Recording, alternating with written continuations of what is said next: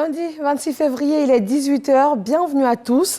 Ouvrons ce flash d'information sur RTI 1 au palais de la présidence de la République.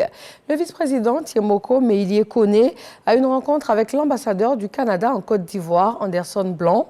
Au nombre des sujets évoqués, l'appui du Canada dans la mise en œuvre du Plan national de développement PND 2021-2025 et aussi l'ouverture prochaine à Abidjan de la Chambre de commerce Canada-Côte d'Ivoire.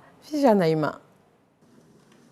Collaboration renforcée entre le Canada et la Côte d'Ivoire, avec l'ouverture dans les prochains jours à Abidjan d'une chambre de commerce du Canada et la visite en Côte d'Ivoire du 2 au 6 mars de la présidente du Sénat canadien. Autant de perspectives prometteuses qui ont été évoquées au cours des échanges que le vice-président de la République, Koné Thiemoko Meïlie, a eu ce lundi 26 février avec le chef de la mission diplomatique du Canada en Côte d'Ivoire, Anderson Blanc, au palais présidentiel.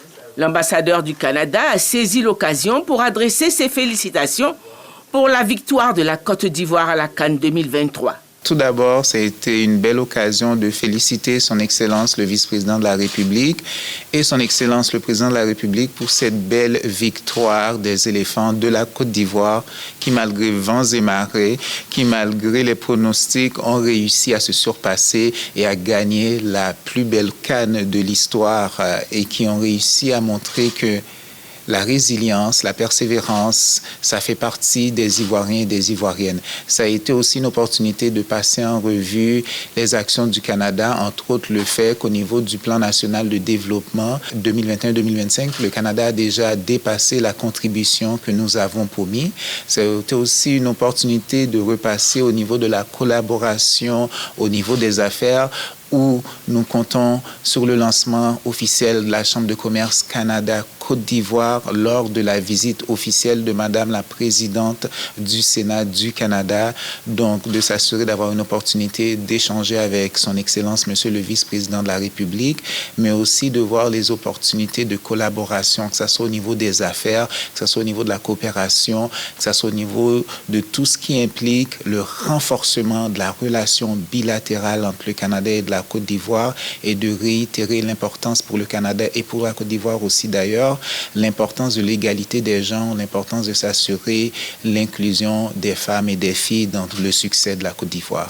La présidente du Sénat canadien qui effectuera une visite officielle du 2 au 6 mars en Côte d'Ivoire est l'honorable Raymond Gagné, nommé le 12 mai 2023 comme 46e président du Sénat canadien. En Namibie, H. Geingob a été enterré au carré des héros. En présence de plusieurs chefs d'État et de gouvernement du monde entier, le 3e président de la Namibie a été enterré hier dimanche. Gilbert Kafana Koné, le haut représentant du chef de l'État ivoirien, le président Alassane Ouattara, a ensuite regagné Abidjan. Direction la France pour le 60e Salon de l'agriculture de Paris.